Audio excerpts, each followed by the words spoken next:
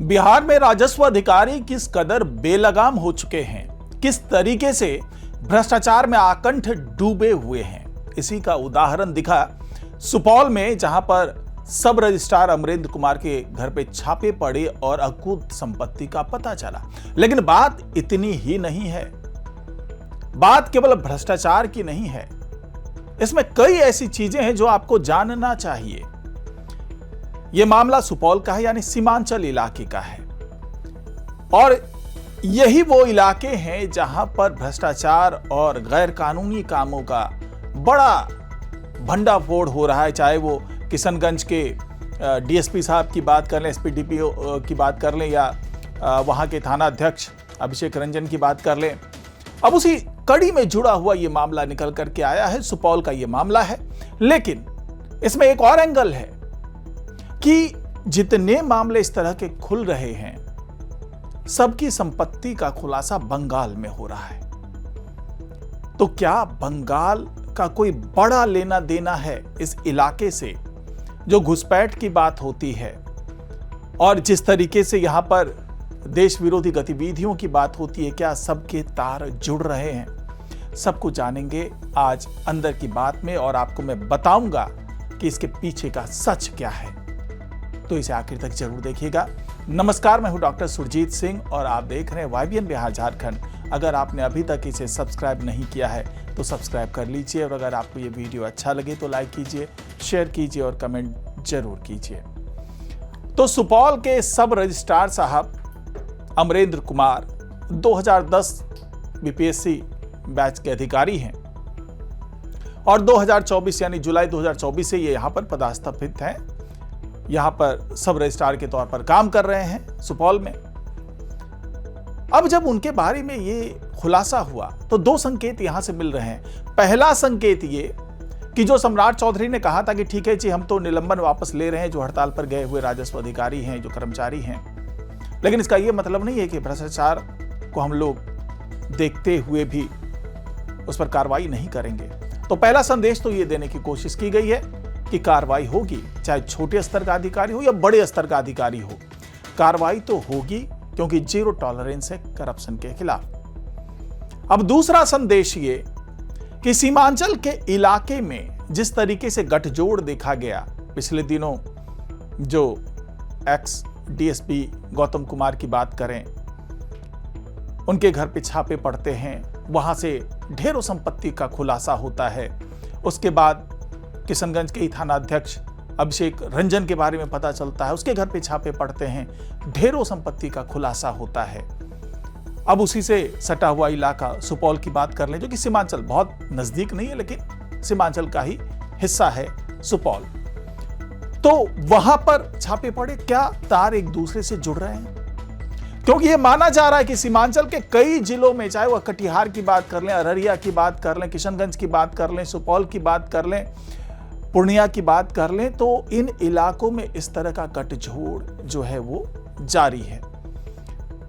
अब सोचिए कि जहां पर प्रशासनिक अधिकारी, पुलिस महकमे का अधिकारी सब एक दूसरे से मिला हुआ हो, यानी कि जिसकी जिम्मेदारी करप्शन पर रोक लगाने की है, अपराधियों को पकड़ने की है, अगर वो लोग खुद ही करप्शन में डूबे हुए हो तो क्या होगा?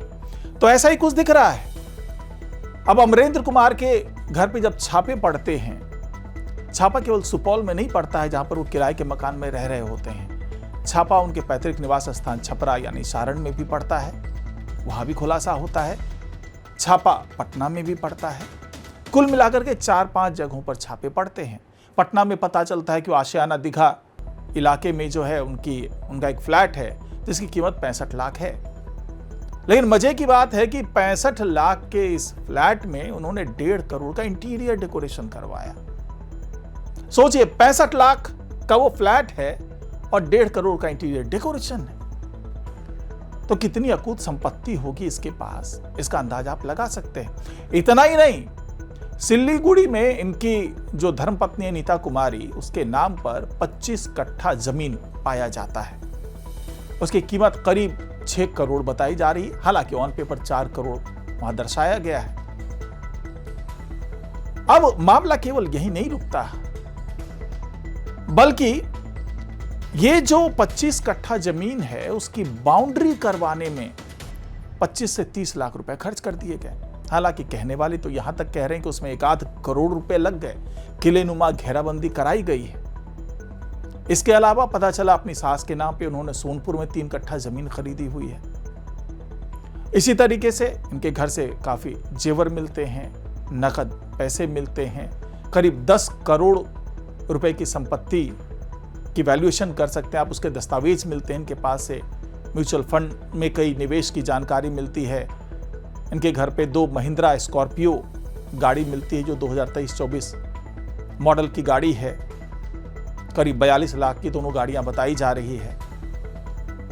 और ये अंतहीन सिलसिला है, अभी तक तो जांच जारी है, तमाम जगहों पर छापे पड़ रहे हैं। यह तो केवल बानगी है कि कोई सब रजिस्ट्रार के पद पर बैठा व्यक्ति कितनी बड़ी मात्रा में हेरफेर कर सकता है, भ्रष्टाचार कर सकता है।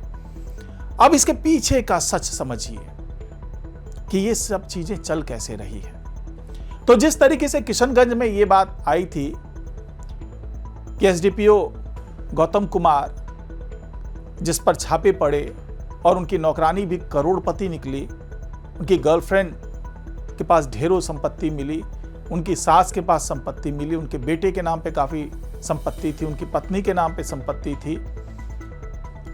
उसके बाद वहां से सुराग मिला कि इसी तरह की चीजें और भी जगहों पर चल रही है। पहला छापा पड़ा अभिषेक रंजन पर, जो कि थानाध्यक्ष वहां के किशनगंज के, और उनके पास से भी अकूत संपत्ति मिलना शुरू हो गई। करोड़ों रुपए की संपत्ति मिलती है, फ्लैट मिलते हैं, जमीन मिलती है, नकद मिलते हैं, जेवर मिलते हैं, तमाम चीजें मिलती है। अब सवाल ये उठा कि भाई इतनी बड़ी मात्रा में संपत्ति पुलिस अधिकारियों के पास में, जिनका काम था इस तरह की चीजों को रोकना, अब जब जांच आगे बढ़ी, और मैं आपको बता दूं कि ये जो अमरेंद्र कुमार तक बात पहुंची है वो अनायास नहीं पहुंची है। ये खुलासे हो रहे हैं, एक के बाद एक खुलासे हो रहे हैं। जो सिल्लीगुड़ी की जमीन की बात मैं कर रहा हूं, जहां पर 25 कट्ठा जमीन इन्होंने खरीदा, उसी के पास में अभिषेक रंजन की जमीन है। जी हां, जिसके ऊपर छापे पड़े अभिषेक रंजन के ऊपर थानाध्यक्ष किशनगंज का, उसी की जमीन के पास में अमरेंद्र कुमार की जमीन मिली। तो यह भी बताया जा रहा है कि ये सारे तार जो है एक दूसरे से जुड़ते चले जा रहे हैं। अब सबसे बड़ी बात ये समझना होगा कि भाई इन लोगों का बंगाल प्रेम इतना क्यों है?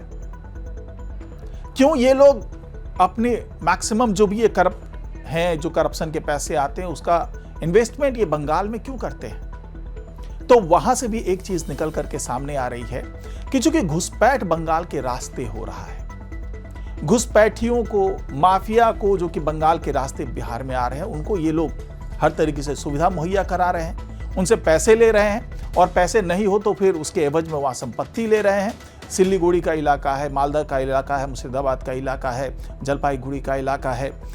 ये सब वो इलाके हैं जहां पर ये लोग संपत्ति अपनी बना रहे हैं। कई अधिकारी तो ऐसे भी पाएंगे जो कोलकाता में उनके फ्लैट्स हैं, संपत्ति है। तो पूरी जानकारी ली जा रही है, और अब जबकि पश्चिम बंगाल में सत्ता परिवर्तन हो गया है, तो यह माना जा रहा है कि बहुत सी जानकारी निकल करके वहां से आएगी, और खास करके सीमांचल इलाके के जो तमाम अधिकारी हैं, जो भ्रष्ट अधिकारी हैं, उन सब के पत्ते खुलेंगे। और अमरेंद्र कुमार के जो पत्ते खुले हैं अभी, उसके पीछे भी यही कनेक्शन माना जा रहा है कि इनके तार भी जुड़े हुए हैं। अब सोचिए कि इनका रोल क्या हो सकता है। तो सबसे पहली बात कि जो सब रजिस्ट्रार होता है, उसकी भूमिका जमीन की खरीद फरोख्त का निबंधन करने की होती है। तो यह माना जा रहा है कि जो घुसपैठिए वहां से आ रहे हैं, बंगाल से आ रहे हैं, या जो असामाजिक तत्व हैं, या फिर कई जगहों पर तो यह पाया गया जो राष्ट्र विरोधी गतिविधियां कर रहे होते हैं, वो दूसरे देशों से, चाहे बांग्लादेश से कहें या फिर पाकिस्तान से वाया बांग्लादेश होकर के लोग पहुंच रहे हैं, पश्चिम बंगाल के रास्ते से पहुंच रहे हैं। वो लोग यहाँ पर फर्जी तरीके से अपना जन्म प्रमाण पत्र बनवा रहे हैं, निवास प्रमाण पत्र बनवा रहे हैं, और इसके बेस पे जमीन की खरीद फरोख्त कर रहे हैं। और सब कुछ संगठित तरीके से हो रहा है। जो पुलिस महकमा है वो इनको अंदर आने देता है, और उसके एवज में ये पैसे लेते हैं घुसपैठियों से। जो पूरा नेटवर्क है, जो उसके सरगना हैं, वो पैसे देते हैं पुलिस वाले को कि भाई हमारे घुसपैठियों को घुसने दीजिए, धरपकड़ मत कीजिए। उसके बाद यहां पर आकर के वो उन्हें तमाम चीजें मुहैया कराई जाती है और उसके बाद पुलिस वेरिफिकेशन भी होता है, क्योंकि पुलिस वाले मिले हुए तो पुलिस वेरिफिकेशन बड़ी आसानी से हो जाता है। उसके बाद अब जमीन की खरीद फरोख्त कैसे होगी, तो वहां पर सब रजिस्ट्रार मौजूद है जो उनको सहायता देने के लिए तैयार है। और जो सीमावर्ती इलाके हैं, जो सीमांचल वाले इलाके हैं, वहां कई जगहों पर इस तरह की अब दुकानें खुल गई है जो फर्जी तरीके से आधार कार्ड बना के दे रही है, फर्जी तरीके से निवास प्रमाण पत्र दे रही है, फर्जी तरीके से जन्म प्रमाण पत्र दे रही है। हर तरीके की चीजें वहां मुहैया कराई जा रही है और ये सब कुछ संगठित तरीके से हो रहा है। पुलिस वाले ऐसी दुकानों पे छापे नहीं मारते क्योंकि पुलिस के पास पैसा पहुंच रहा है। जो सब रजिस्ट्रार है वो जांच पड़ताल ज्यादा करता नहीं है, उसके पास पैसा पहुंच रहा है और उसके नीचे छोटे छोटे जो लोग हैं जो इस तरह के काम कर रहे हैं उनको भी खूब पैसे कमाने का मौका मिल रहा है। तो ये पूरा एक संगठित गिरोह सा बन गया है जो सीमांचल के इलाके में सक्रिय है। यही वजह है कि इन घुसपैठियों को रोकने के लिए, इस तरह की हरकतों को रोकने के लिए खुद अमित शाह को आगे आना पड़ता है और कार्रवाई करने के निर्देश देने पड़ते हैं।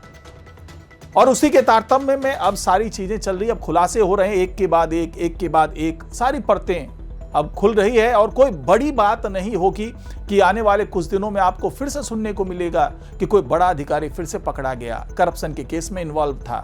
इससे पहले सहरसा में भी एक अधिकारी पकड़ा गया था, सुपौल में पकड़ा गया है, भाई किशनगंज में पकड़े गए हैं 2 पुलिस अधिकारी। तो ये अब सिलसिला जो है वो जारी रहेगा क्योंकि अब एक सिरा हाथ में लग चुका है और उस सिरा को जब जैसे खींचा जा रहा है वैसे ही ये जो तार है एक दूसरे से जुड़ते जा रहे हैं और एक दूसरे के खिलाफ कार्रवाई होती जा रही है। तो हो सकता है कि अमरेंद्र कुमार से पूछताछ में भी कुछ और नामों का खुलासा हो, अभिषेक रंजन कुछ नामों का खुलासा करें, गौतम कुमार कुछ नामों का खुलासा करें। तो कुल मिलाकर के अब ये बड़े पैमाने पर कार्रवाई हो रही है और सबके पीछे उद्देश्य केवल एक कि जिस तरीके से राष्ट्र विरोधी गतिविधियां चल रही है, जिस तरीके से घुसपैठ हो रहा है, सब पर लगाम लगाई जाए, अंकुश लगाया जाए। तो अंदर की बात में आज फिलहाल इतना ही। नमस्कार।